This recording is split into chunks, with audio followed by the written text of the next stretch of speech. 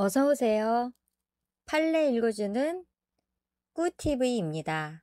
반갑습니다. 피고인의 차명재산이라는 이유만으로 제3자 명의로 등기되어 있는 부동산에 관하여 피고인에 대한 추징 판결을 곧바로 집행하는 것이 허용되는지 여부. 1. 피고인의 차명재산이라는 이유만으로 제3자 명의로 등기되어 있는 부동산에 관하여 피고인에 대한 추징 판결을 곧바로 집행하는 것은 허용되지 아니한다. 2. 제3자 명의로 등기되어 있으나 실질적으로 피고인에게 귀속하는 부동산이 공무원 범죄몰수법 제42조 등에 따라 추징보전 명령의 대상이 될 수는 있다.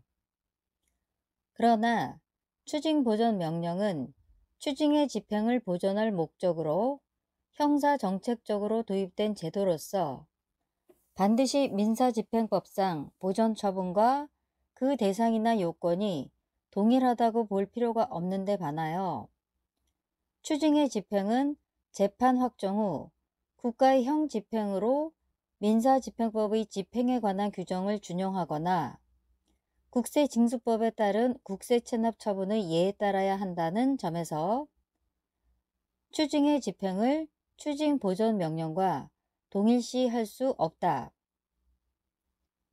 3. 피고인이 범죄 행위를 통하여 취득한 불법 수익 등을 철저히 환수할 필요성이 크더라도 추징 집행 역시 형의 집행이므로 법률에서 정한 절차에 따라야 하고 피고인이 제3자 명의로 부동산을 은닉하고 있다면 적법한 절차를 통하여 피고인 명의로 그 등기를 회복한 후 추징 판결을 집행하여야 한다.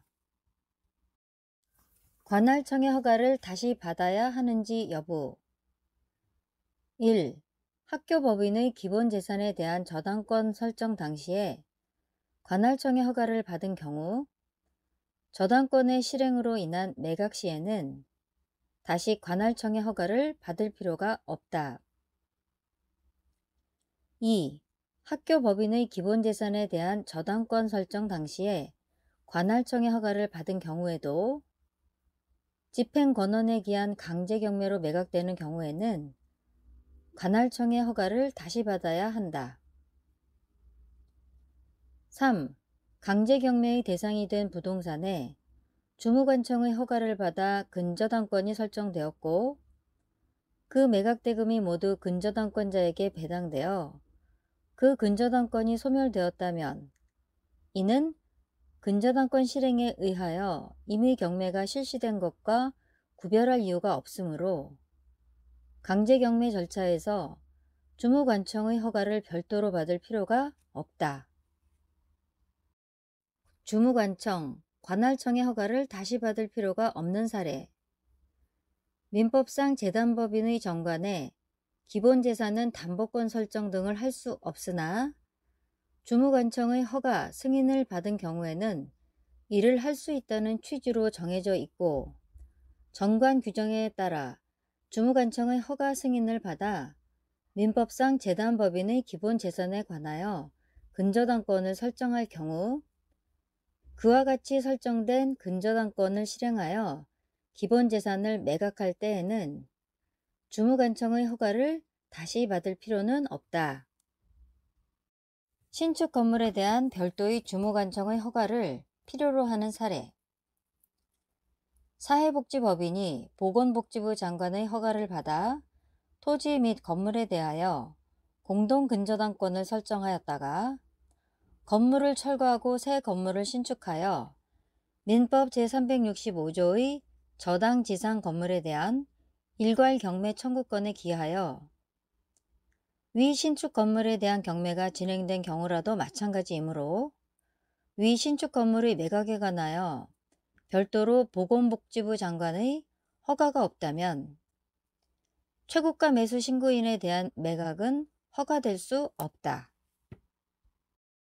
주무관청의 허가가 경매 개시의 요건이 아닌 소유권 취득의 요건인지 여부. 적극.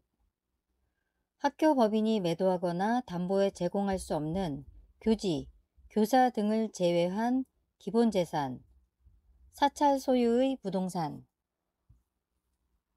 민법상 재단 법인의 기본재산에 대한 강제집행을 실시하는 경우 주무관청의 허가는 경매 개시의 요건이 아니고 매수인의 소유권 취득 요건에 불과하므로 경매 신청 시에 그 처분 허가서를 제출하지 아니하였다 하더라도 경매 신청을 각하하여서는 아니 되고 일단 경매 개시 결정을 하여야 한다.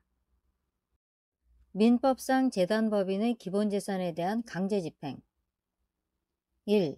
재단법인은 정관에 재단법인의 자산에 관한 규정을 두어야 하고 재단법인의 설립과 정관의 변경에는 주무관청의 허가를 얻어야 한다. 따라서 주무관청의 허가를 얻은 정관에 기재된 기본재산의 처분행위로 인하여 재단법인의 정관 기재사항을 변경하여야 하는 경우에는 그에 관하여 주무관청의 허가를 얻어야 한다. 이는 재단법인의 기본재산에 대하여 강제집행을 실시하는 경우에도 동일하나 주무관청의 허가는 반드시 사전에 얻어야 하는 것은 아니므로 재단법인의 정관 변경에 대한 주무관청의 허가는 경매 개시 요건은 아니고 매수인의 소유권 취득에 관한 요건이다. 그러므로 집행법원으로서는 그 허가를 얻어 제출할 것을 특별 매각 조건으로 경매 절차를 진행하고 매각 허가 결정 시까지 이를 제출하지 못하면 매각 불허가 결정을 하면 된다. 2. 민법상 재단법인의 기본재산에 관한 저당권 설정 행위는 특별한 사정이 없는 한 정관의 기재사항을 변경하여야 하는 경우에 해당하지 않으므로 그에 관하여는 주무관청의 허가를 얻을 필요가 없다. 경매 절차에서 농지취득 자격 증명이 제출되지 아니한 경우 1. 농지취득 자격 증명을 제출하지 아니하였다는 이유로 매각 불허가 결정이 내려진 이후 그 결정에 대한 항고사건 계속 중에 농지취득 자격 증명이 제출된 경우에는 항고법원으로서는 이와 같은 사유까지 고려하여 매각 불허가 결정의 당부를 판단하여야 한다. 2.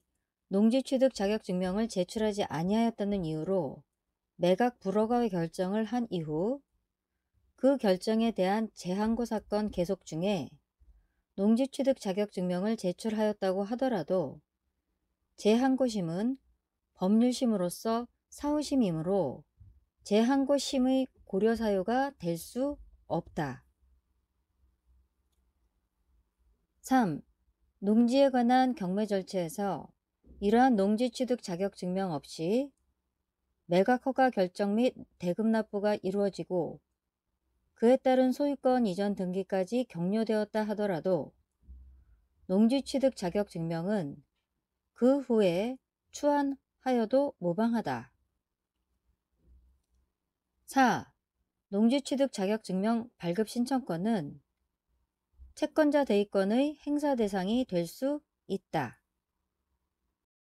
농지법상 농지에 해당하는지 여부 어떤 토지가 농지법 제2조 제1호 감옥 전단에서 정한 농지인지 여부는 공부상의 지목과 관계없이 그 토지의 실제 현상에 따라 판단하여야 하지만 농지법상 농지였던 토지가 현실적으로 다른 용도로 이용되고 있더라도 그 토지가 농지 전용 허가 등의 절차를 거치지 아니한 채 불법 전용된 것이라면 특별한 사정이 없는 한 농지로 원상 회복되어야 하는 것으로서 그 변경 상태는 일시적인 것에 불과하므로 여전히 농지법상 농지에 해당한다고 보아야 한다.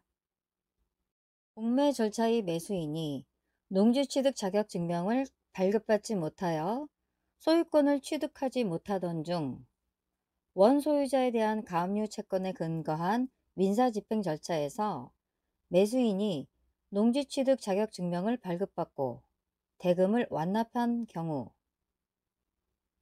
농지법상 농지에 관한 공매 절차에서 매각 결정과 대금 납부가 이루어졌다고 하더라도 매수인이 농지취득 자격증명을 발급받지 못하는 이상 소유권을 취득할 수 없고, 공매 대상 농지 원소유자가 여전히 농지의 소유자이므로 공매 절차의 매수인이 위와 같은 사유로 소유권을 취득하지 못하던 중 원소유자에 대한 가압류 채권에 근거한 민사집행 절차에서 농지를 매수한 매수인이 농지취득 자격증명을 발급받고 대금을 완납한 때에는 적법하게 농지의 소유권을 취득하고 공매 절차의 매수인은 소유권을 취득할 수 없게 된다.